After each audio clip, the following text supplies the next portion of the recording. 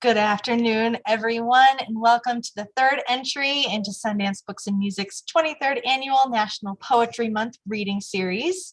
We appreciate you tuning in once again on this windy afternoon. Bear with us. I think the wind is causing a little bit of just a little unexpected technical difficulties, but we're going to get through it just fine. It's going to be a great reading. We have three fine poets reading this afternoon: MJ Ubando, Tom Meschery, and Izzy Santillanes. To guide us through the reading, I will now turn things over to our friend and host, Sean Griffin. Good afternoon, everybody.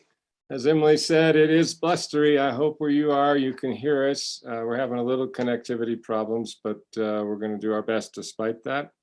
I want to thank Sundance, and I want to thank our writers today for making this our 23rd year possible, which is kind of amazing that we've been doing it this long.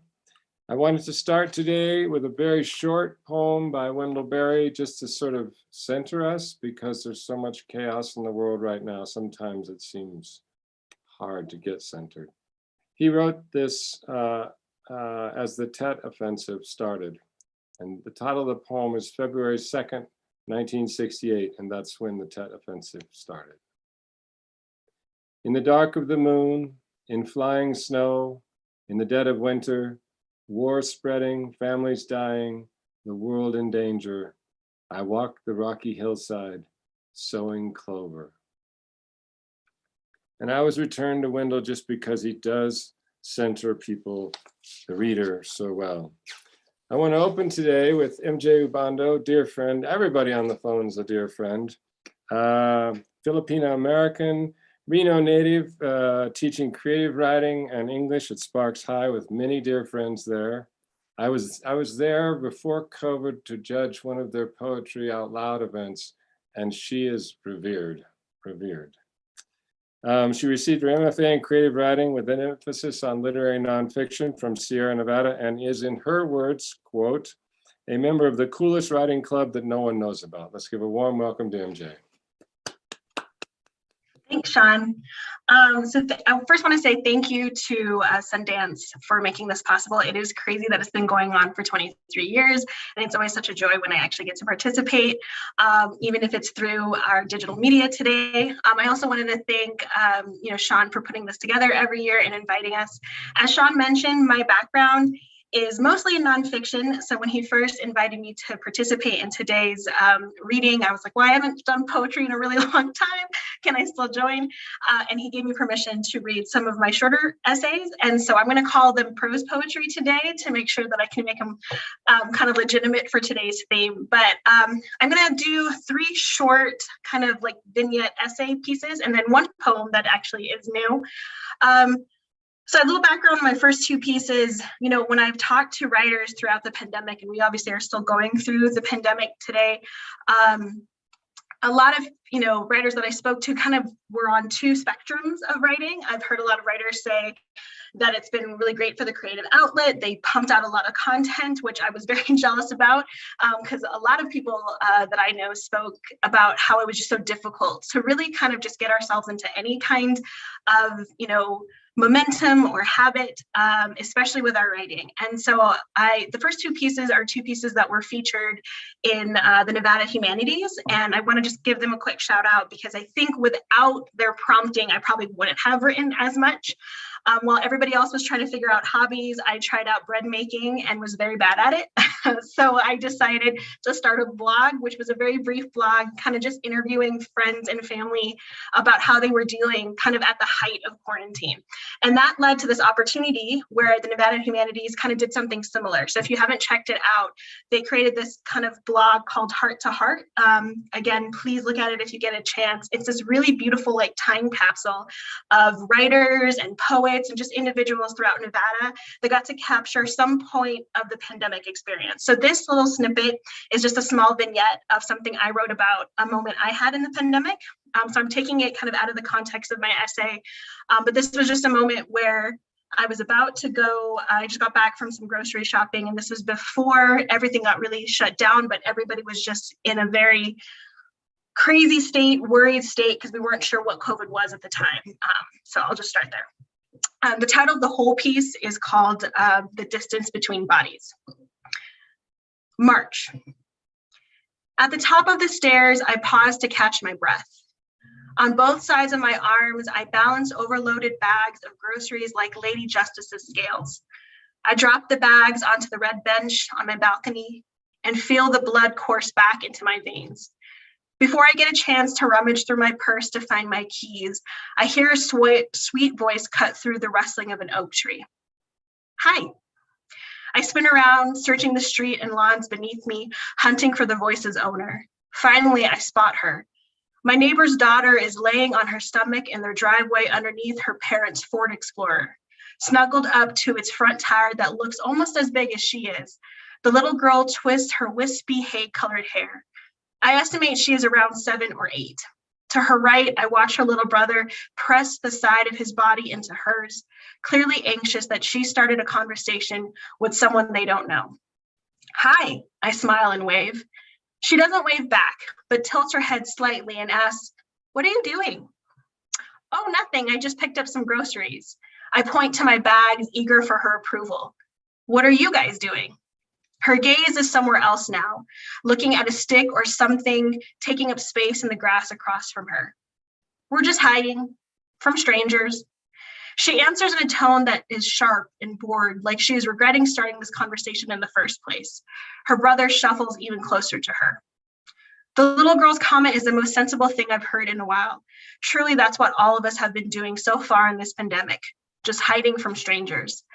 At the grocery store, COVID is still new enough for people to be afraid and keep their distance. Lines are long and spread out. In the aisles, people park their grocery carts to the side and wait for someone to finish reaching for something on a shelf before they grab what they need. Pre-pandemic, grocery shopping used to be one of my favorite errands to run. I enjoy sauntering through aisles, trying to recall what we need at home, then inevitably picking up things that we could probably do without. Sometimes I make a private game of peeking into other people's carts and trying to guess from the contents what they are cooking or what their life is like. Now, shopping feels apocalyptic, like that one scene in every zombie movie when the characters break into a store and desperately try to grab everything they need before the undead rip their faces off in the frozen food section. COVID has created tension and drama in the most mundane places. Everyone washes their space, looks over their shoulders, examines hands and fingers. If someone coughs, heads snap to attention and leer, trying to assess if it's a fluke or a foul. A couple of weeks ago, a middle-aged woman and I walked towards each other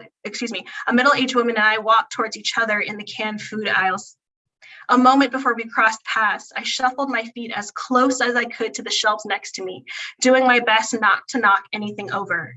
My efforts were apparently subpar. As I passed her, the woman turned her whole body away from me, sliding her chest along jars of Prego and olives. I was both offended and sympathetic. Even though I believe I am making every effort to keep myself and everyone around me safe, she doesn't know that. The pandemic is making each of us live out our own horror stories, where we play both the heroes and the monsters. Back on my balcony, I pick up my groceries and say goodbye to the little girl and her brother. They don't seem very interested in me anymore, but I'm grateful that they don't think of me as a stranger. I wonder how they would treat me if they thought I was. Thank you. It's so weird because I don't know, I'm just going to start again. My second piece from the Man of Humanities is also, it's called Moving to Music. So kind of a brief backstory. I was walking around Midtown. Literally, I think this was maybe the Tuesday or Wednesday before everything started shutting down. And so my boyfriend and I were walking with some friends and we passed by the Saint, which unfortunately is no longer there. And when we passed by, one of my favorite pastimes, and it's so like stereotypical, but it's so true. I love karaoke. I could do karaoke all day. And they had this live karaoke bar. And I remember watching that you could actually do karaoke with a band behind you. And I looked at that and I was like, this is amazing. I want this to be my dream. And so I even started looking at the shows and kind of planning out some concerts that I wanted to attend. And then COVID happened and started and everything got shut down. And so I wrote this piece in response to that. It's called Moving to Music. People always look skeptical when I tell them I've crowd surfed. I don't necessarily blame them. These days, and for most of my life, I've always been a bit of a grandma. At 32 years old, I'm now almost 34, I love acrylic sweaters, a cup of warm tea, and will spout out golden girl quotes at any given opportunity. Still, every person needs an alternative life, and I used to spend mine as a wannabe rock star. Like many misguided and middle-class repressed high schoolers in the early 2000s, I went through an emo phase. I rocked band shirts, black Converses, and I recoiled at anything that was pink. Though most of my style came off like an ill-fitted costume, I like to believe my music gave me some street cred. In high school, music was my whole world.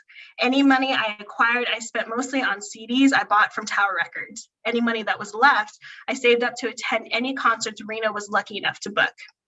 When I was a junior, a boy who wore cool t-shirts over his large biceps hoisted my tiny 411 frame onto his shoulders during a Story of the Year concert.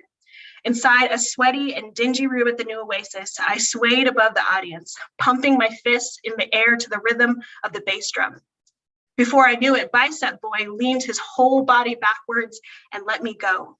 My body tossed through the crowd, supported by waves of hands and arms I do not know, but who did not let me fall. The concerts I loved most were loud like an earthquake. I avoided shows that forced you to sit down and keep still. I wanted to be by the stage or the speakers where the music was so boisterous, it literally vibrated through you. Music that made you move so much, you had no choice but to feel alive. Though I outgrew emo, it took me longer to outgrow music. Even though my taste expanded, I still loved concerts. I saw Santana a little after the Hilton became the GSR, danced with Dia Frampton at Cargo, bowed to the goddess who was Sarah Bareilles when she sang atop a piano inside of the Knitting Factory. It was in the rhythm of live music that I often forgot whoever I was trying to be and danced myself into becoming whoever I was. It is one of the things I miss most about the person I am today. Last February, this is 2 years ago, a few weeks or so before COVID-19 hit, I was walking in Midtown and passed The Saint. A band I did not know played music good enough to make me move, but not enough to move inside. I had somewhere and someone else to be.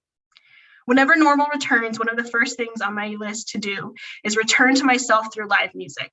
I pray that our local venues survive long enough for me to find my way back into them, moving to music I do not know, but feels familiar anyway. Thank you. My next piece is kind of an old piece, but I kind of revamped it for this journal that I was trying to enter it to. So another kind of casualty of the pandemic was the kind of loss of the circulation of the Reno News and Review, which I've loved since I was in high school. They still have an online kind of blog and journals going on, so please check them out. But for a few years ago, they had this contest. They always do this 95 word fiction contest, but they participated in a contest that asked people to just write about their periods.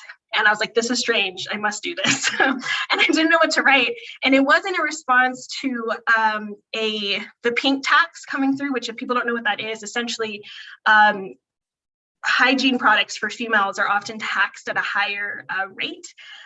Which is unfair because it's not our fault that we have periods.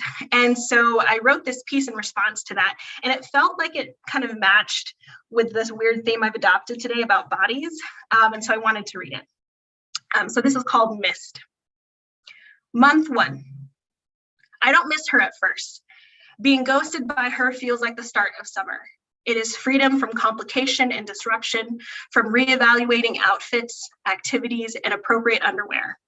A holiday from supply rationing and strategy, the art of tampon smuggling from purse to sleeve or pocket to bathroom, the confidence to sit without checking, to walk without clenching, the luxury of sleep, the liberty of ditching my overflow blanket, and the anxiety of soiled sheets. I am used to these vacations. She and I have had an on and off relationship for years. Since I was 12, she has always done what she wants when she wants. Sometimes she is a comforting friend, saving me from bad decisions. More often, she's a bad ex, appearing when I'm living my best life and excited for things that would be better without her around. This time, I am 26 and fine with a break. I am absorbed in everything else but myself. I make no attempt to find out where she's gone. I barely notice she left, but I know she will return. It is the movement of a cycle. The only thing more natural than her leaving is her coming back. Month 3. The tests are all negative. In 4 weeks, I have peed on 3 different sticks, 2 different brands. Still, I am barren of babies and blood. This is the longest we've been apart. I start to miss her in that terrifying way I miss sound in absolute silence. I'm afraid enough to worry, but not enough to act. Instead, I pretend. I conjure signs of her return. I diagnose constipation as cramps, invoke reasons to be moody, angry, fault PMS instead of fear. I blame everyone else around me for her disappearance. A relationship, 180 students, parents who can't seem to let go or leave me be. It was too crowded to find me. I was too busy to search for her. I am lonely. I reject the test and make up a new person. She is gone because something inside of me replaced her. There must be new blood. For it, I crave sugar, salt, fat, denial. At the drive-thru, I eat fries and blueprint a nursery in a home I do not yet own. I daydream how I will tell my boyfriend once I am sure. Month 7. I miss buying tampons. At CVS, there is a sale for my favorites, Tampax Pearls. I have no use for them or the box of Huggies down the aisle. I am terrified to ask the doctor or Google what's really wrong with me. I don't want to replace her with something I don't know. I don't want to be with anyone else, especially certainty. Instead, I occupy myself by producing my own horror movies. I binge read articles about false negatives, crazy stories about women dropping surprise babies in taxis or toilets, scarier stories about miscarriage and infertility. I draw my own conclusions. Cancer, death, never getting to name a daughter after my grandmother. I have no idea how to end this. At the checkout line, king-size Snickers are also on sale. Month 10. My body is not mine. Before a party, the contents of my closet litter my bedroom. I lock myself in the bathroom and sob because nothing fits. My clothes, my skin, my reality. I stop sleeping through the night. I start getting migraines. My hair blankets the tub and my brush. I realize the shame of getting my period is nothing like the shame of losing it. I miss my blood more than I've ever missed anything. I miss her cycle, the rhythm of knowing what and when. I miss her plans and her promises. I imagine a future without her, grieving for all the things I will miss without her by my side. I eat to have anything fill me, to nourish all that is empty. Month 13. I am doing what I can to bring her back. After years of trying, a friend tells me she got pregnant after losing weight. I'm not ready for a baby, but not ready to lose the possibility of one. Something inside me flows. I move out of my parents' home into a new school and try to rediscover what happens when you care for yourself as much as you care for others. I find a kickboxing studio in Groupon. In the ad, a woman poses with a mean face and meaner abs. The coaches smile more and yell often. They push me to move in new ways, to circulate my blood, to discover my limbs, to breathe. I begin building my own cycle. I draw boundaries and break a sweat, apologize and forgive. I punch and kick, sleep and eat and remember. I draft a new love story. In it, I accept that she left my body because I did first. In returning to myself, all I can do and hope is that she does the same. Thank you. My final piece is a brand new piece, and I really want to give a little bit of background on this. So as Sean mentioned, I've been teaching creative writing and English for most of my career, actually, until just last year. So last year I made the decision to move into a new position called an interventionist. So basically I chase kids around and try to get them to graduate, which is especially hard right now after 2.5 years dealing with the pandemic in schools. And so being a teacher has always been really difficult, but the last 2 years I think have really shown a light of what our public education system lacks and the holes that it has. And so, you know, if I'm being really honest, teachers are struggling right now. And there is a kind of nationwide teacher shortage in the moment. And so a lot of kind of grief and difficulties have been going through me, through my colleagues in the last couple of years because of that.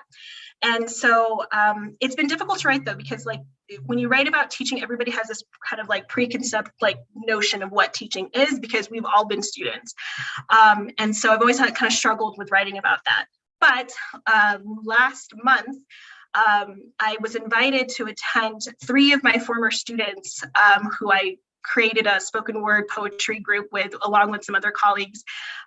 They started a poetry group at UNR. And they invited me to come to watch them do this open mic for National Women's Month.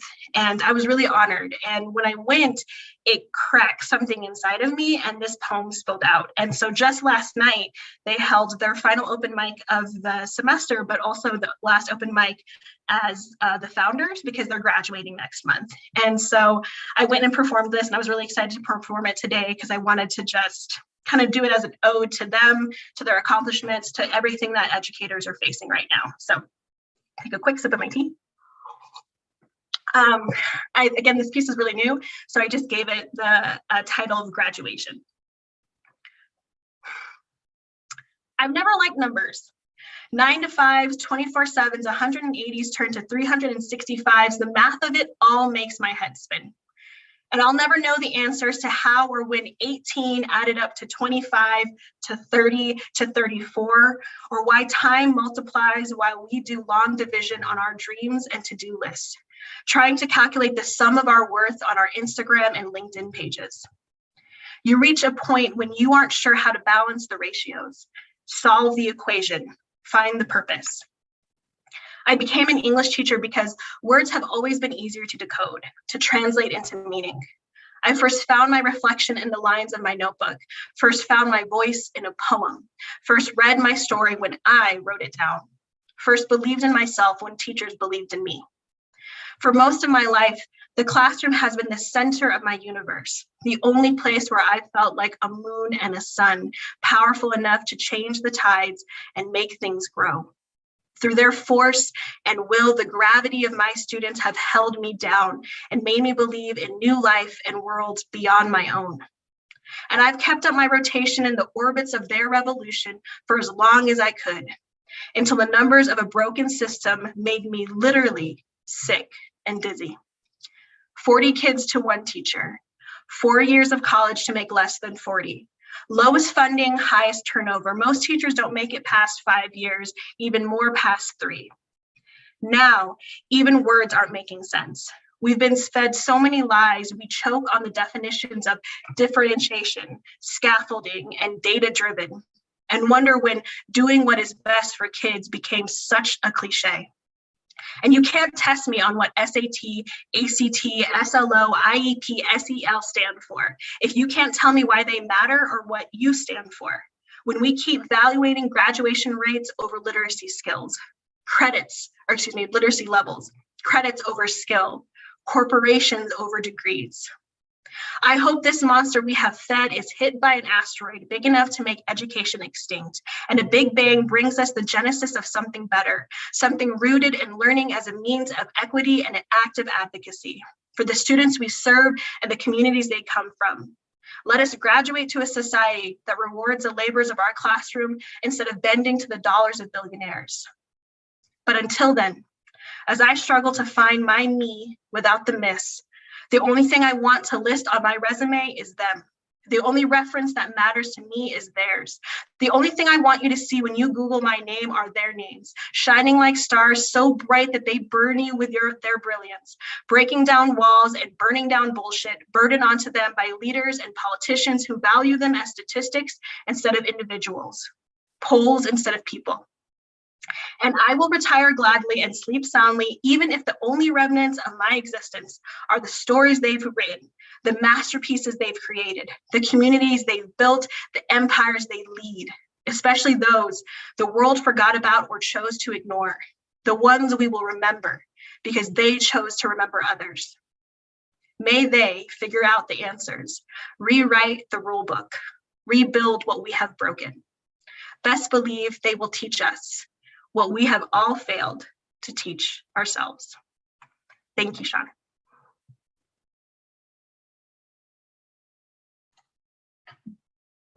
Wow.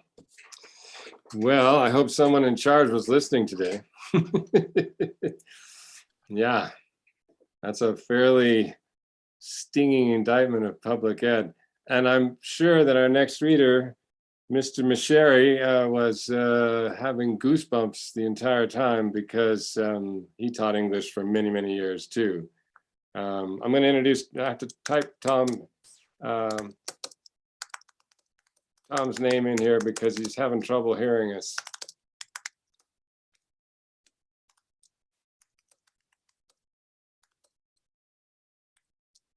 Okay, anyways. I'm muted. You got it? Can you hear me? Yeah, I can hear you. You good? Oh, good. All right. Okay, great. Let me give you a brief intro and you can jump in, Tom. The old man with technology problems. So some of you may have found Tom in the New York Times about 6 weeks ago. They did a 60th anniversary story on him. He is one of two people still living from the game that Wilt Chamberlain scored 100 points in. It was not televised, it was before television. So he and Al Attles sat down with the journalists from the Times, and it was on the front page of the sports section. And I had lunch with him shortly thereafter with Tom, and he was just astonished that that had happened, and he talked about his afternoon with Al. I'm thrilled to say that Tom has several new books coming out from a small press in Seattle, and he's had 3 books published from Black Rock Press. And I don't want to take up any more of his time, but give a warm welcome to our dear friend, Tom Meschery. Well, I hope that Al Attles and I are still standing by next year.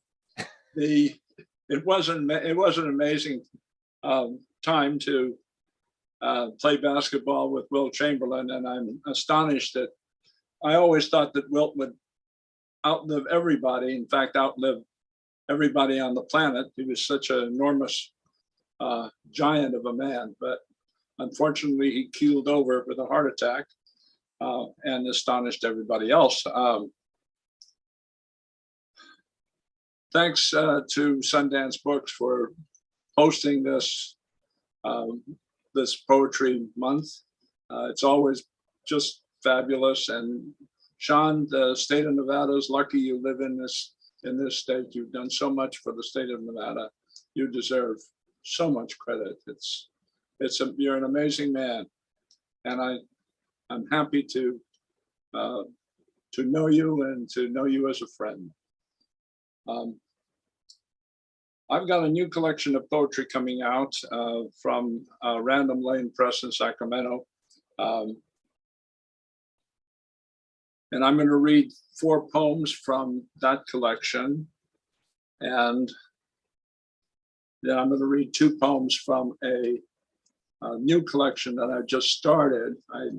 I think I've exhausted the subject of sports, so this new collection is going to be about British literature. So there won't be one mention. There won't be a baseball or a baseball bat or a jockstrap or anything in any of these upcoming poems.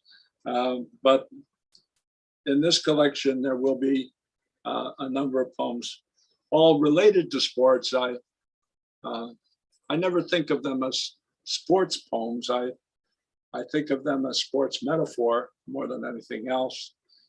The sport sort of ignites the memory, or it ignites the image, and all of a sudden there's a poem there. And so this first poem is entitled Ghosts, and it comes from it was written sometime during the pandemic. I don't think the pandemic is over, but at least those terrible first 2 years are over. And this poem is entitled Ghosts. Sheltered in place this afternoon, the NBA season canceled. I'm watching reruns of games. It's 1994, Knicks versus Bulls. I'm feeling squeamish as the Bulls' Anthony Mason drives to the basket and scores as if he was alive and hadn't been dead for years from a stroke. It might be the statistics on the news of the numbers of dead rising around the world that has me thinking of NBA ghosts, my teammates, and me as a kid on Halloween, trying to be brave, walking through the haunted house, white sheets popping up around every corner. In New York City, they rent refrigerator trucks to store bodies. Yesterday, I watched the Boston Celtics play, and Dennis Johnson died as he crossed midcourt and rose into the air on the wings of angels. I'm 81 years old. The virus likes my age. I welcome ghosts into my life, old friends.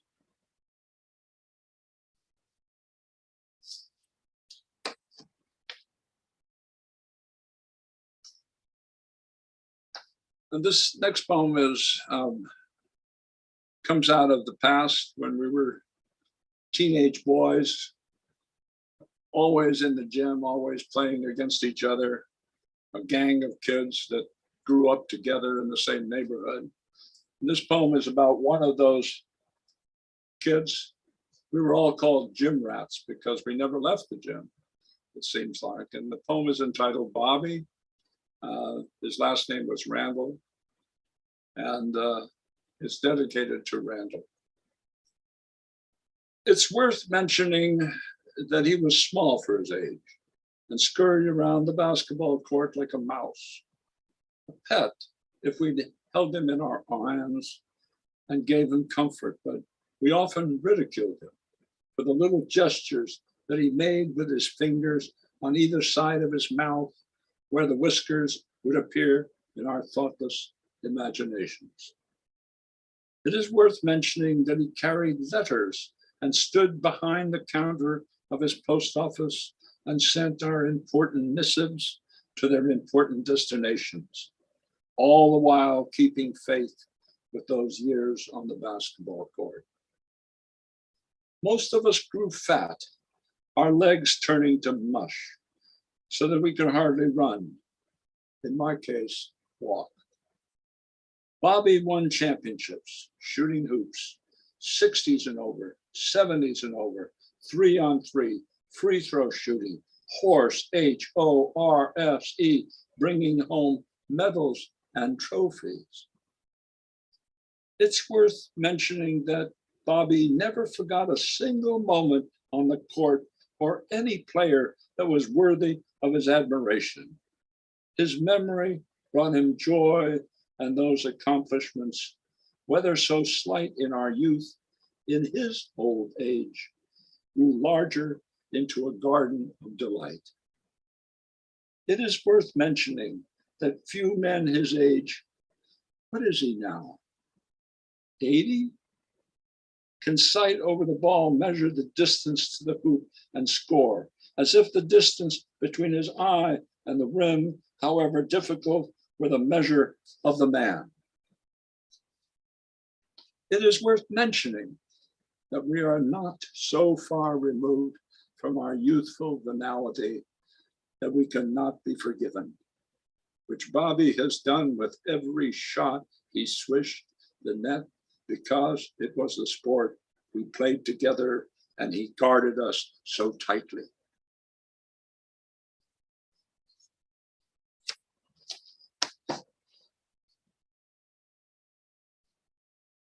This poem comes from an earlier selection of poems that never seemed to work out, but this one seemed to work out fine, and I put it into this collection. It evolved after my father's funeral. It's based on an actual event that happened between my friend and I, Fred LaCour. The title is After My Father's Funeral. My good friend Fred and I wore ourselves out on the outdoor court, playing one-on-one against each other, as if our lives depended on it. As if whoever lost would have to join my old man in his grave. All afternoon, it went that way, shot after shot after shot, until sun setting, neither one of us won, and we fell down bloody and sweaty, our backs pressed against the link fence. His father had died recently too. 5 years later, so would he, from cancer, that on that day he couldn't have known was already growing inside of him. At the tavern, we told each other it's how men cope, although we didn't say the words. He left. 1 beer later, so did I, to the funeral meal where my sister and my mother were waiting for me.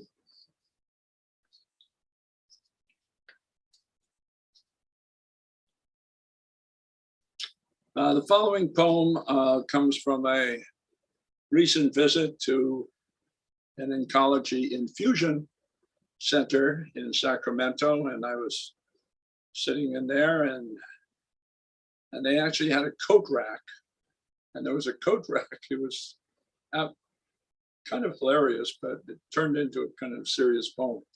But there were wigs and hats on this coat rack all the way down, free for any of the patients who wished to take them. And I wrote this poem called Coat Rack with Wigs and Hats. The wigs hang from the top, suggesting beauty and renewed health. Jet black to tempt Russian matrons. Brunettes from latte to sepia, one with a silver streak sets it apart for the daring. Blondes, for the blondes, because despite the drip, drip, drip of poison, blondes will always have more fun. I'm drawn to the one of flaming red hair in a painting of the Lady of Shalott seen at the Tate in London. Such sadness and yearning transported from the 19th century to ours in the face of the woman sitting across from me, wrapped in a warming blanket. Further down, hats for the gentleman, derby, pork pie, gray fedora, a Stetson for the visiting cowboy. Our clinic too far from the purple sage to be of use. Perhaps a nurse's attempt to lighten our hearts. For the Rastafarian, a tricolored rocher tan. Dreadlocks gone, protection against a greater cold. A black beret for the professor of ancient history or the French poet. 2 Oakland A's baseball caps.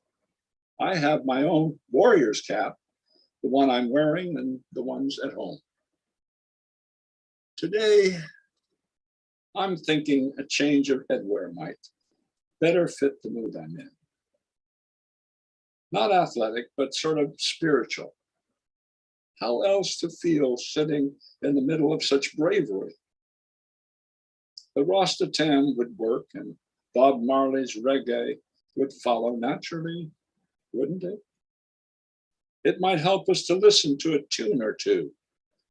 Get up, stand up, redemption song.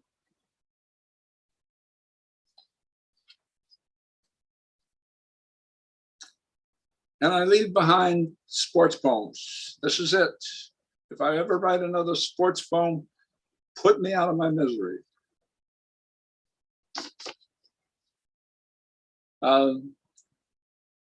I got the idea of writing British poems about British literature because I taught British literature to all those dear senior AP students at Reno High School. God, I miss them. And I was looking through my old textbook, and I just thought, hey, this is a good way to write about some substantial literature. And it's also a good way to bring in those high school students who I taught and talk about teaching as well as the subject of literature itself.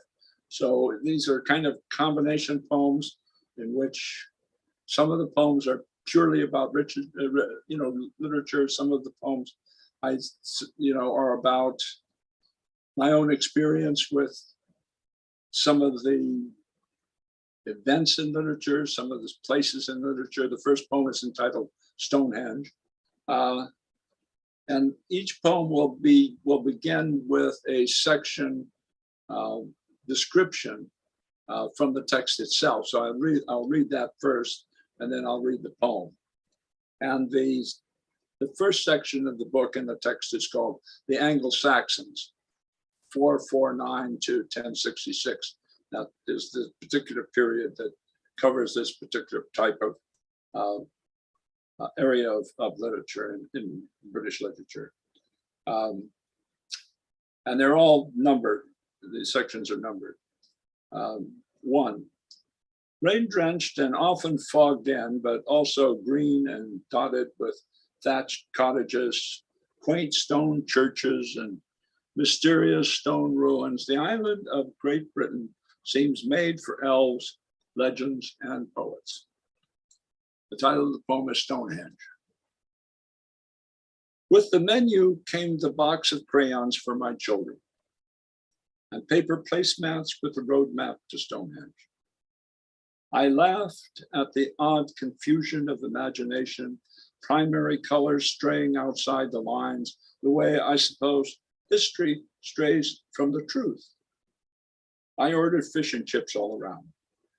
Then came the purple unicorn and the pink thatched roofs, a troll at the door of the cottage welcoming us to the last stop for a hot meal before the mysterious stone ruins, time temple of a vacation I took on a bicycle as a young man. I traced my finger on the road, counting miles before my children grow up, how it will curve through the pastoral English countryside, changing the horizon.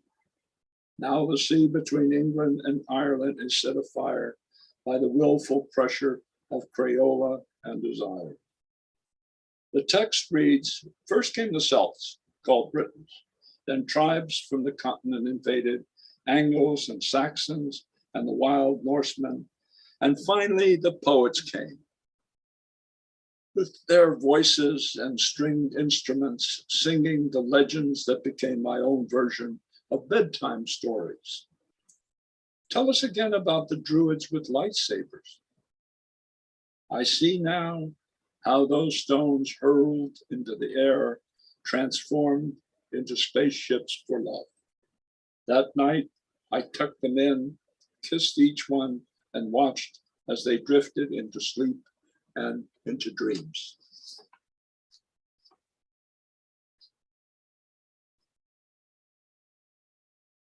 Two,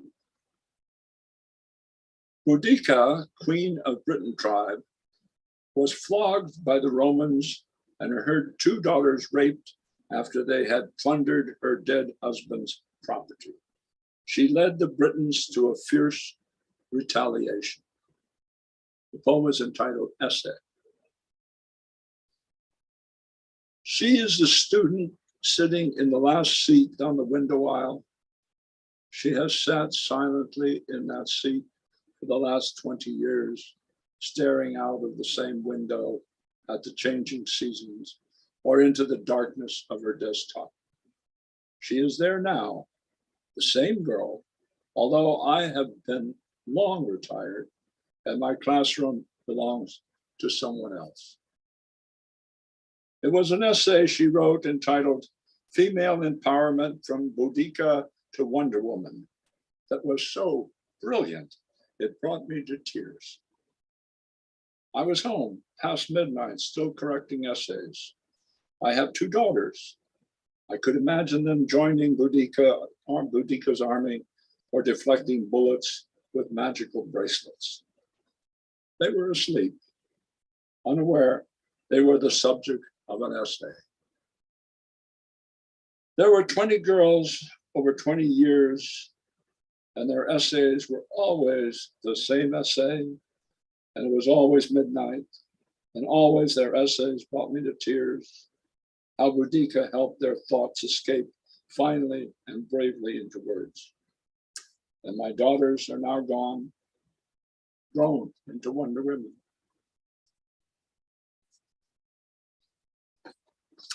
And that's it. Thank you for having me, Sean. I really appreciate it. Thank you, Tom. So good to hear those new poems and to hear the ones about sports. And you can keep writing the sport poems as long as you're alive, my friend. I might sneak in a few. All right, good job. Our next reader is Izzy Ismael Santillanes. And Izzy, I'm sorry we're running short on time, but you're going to give it all you got, I know. I have to say I'm super proud of Izzy. He's just a month and change away from getting his MFA at Antioch University in creative writing. This is a journey of a lifetime. He has been writing some spellbinding work, and his teachers there are pretty amazed at what he's doing. So without any more time wasting, let's get on to Izzy Santillanes. Hello. So I'm Izzy, and I had been working on trying to find a unique way of saying things. It doesn't work that way though, not for me. So I started playing with form, and didn't necessarily work all too much either. Then I found a way of writing where I'm associating ideas and sort of balancing words from one to another using these associated words. Anyways, it's just, I'm having a blast doing it, because it's sort of giving me what I started to search for, was a unique voice. I hope. If not, I'm going to blame Sean, who's been my mentor for more than 30 years now. So here's the first one. Oh, by the way, I was incarcerated for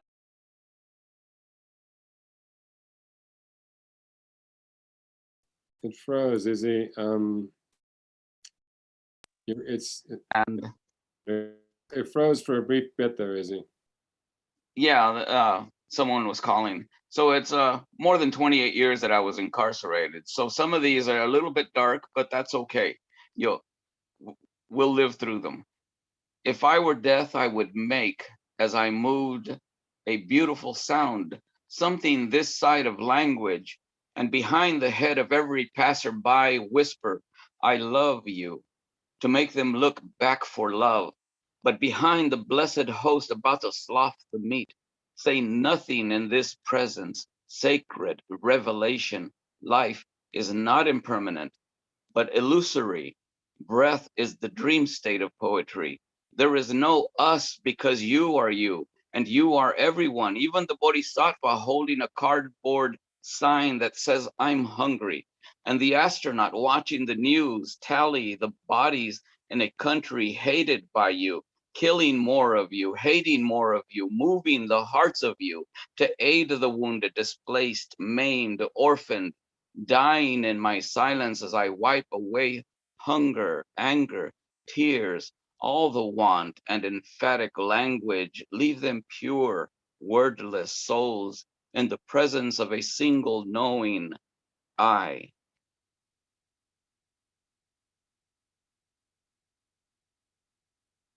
And so it's so strange to read just silence. I see people clapping on my screen, and it's so silent. So, anyways, I was reading Kieran Carson's Belfast Confetti, a wonderful collection. And my wife fell asleep with her head on my lap, and this is what came out. My wife fell asleep while I read Kieran Carson. Her head sound on my lap, his words weighed in palms, paging two worlds, each an imperative to flesh attention. One I want to kiss, the other I want to talk with, both I want to understand. world of sicarios, checkpoints, ranchos, city punctuated by small arms, small world, small separation, both countries, more than 5,000 miles from my thighs to my hands, too far to reach both. Which should I let go?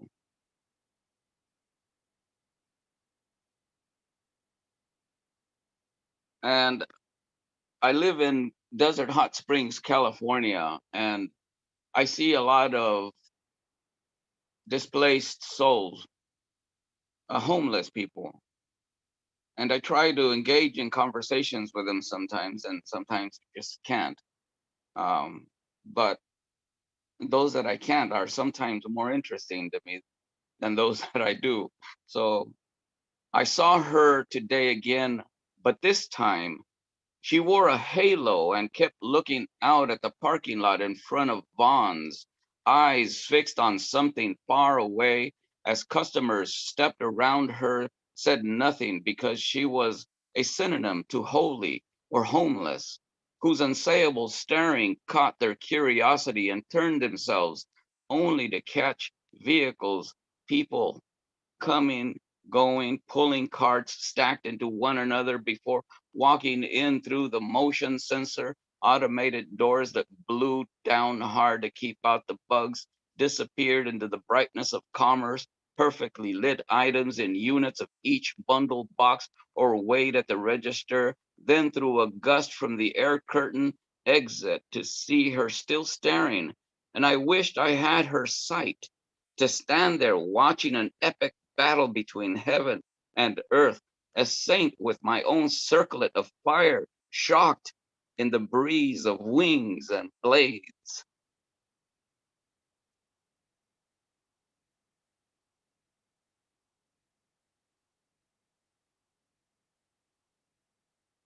My wife's sister passed away.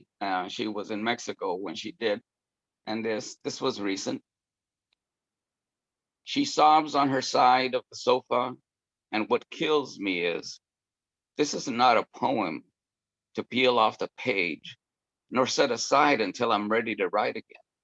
It lifts with its own rhythm and weeps with fists against soft palate, pneumatic clicks, onomatopoeia for the absence of a sister is a snagged, lingual, ingressive consonant, then strung, stuttered, long vowel death song sung, curled in a place no one can reach, not with rubbing alcohol on the temples, nor morning candles with saints to guide her sister's path through the dark world of her dying body, past the crumbled ruins of a transplanted kidney, fibrogenetic lungs bellow, dead, the names of sons gathered around her bed 934 miles from her sister, bundled on her side of the sofa.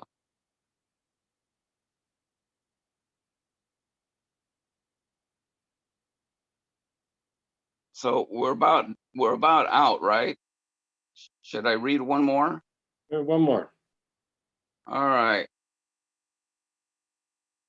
So this is what happens after 28 years of incarceration. My 3-year-old grandson walks in aiming his despicable me fart gun at my face and pumps the barrel slide to make the old butt sputter reverberate longer for the 100th time today. I die. And he laughs and rushes down the hallway, laughing. But how could he know that after the second time he killed his tata, it would take more than love and laughter to bring me back from 29 years in prison, rehearsing death as it occurred that night when I sat next to her body, whose lungs would not respond to prayer, would not respond to prayer, would not fucking respond to the locked bedroom door because Tata could not take dying again today.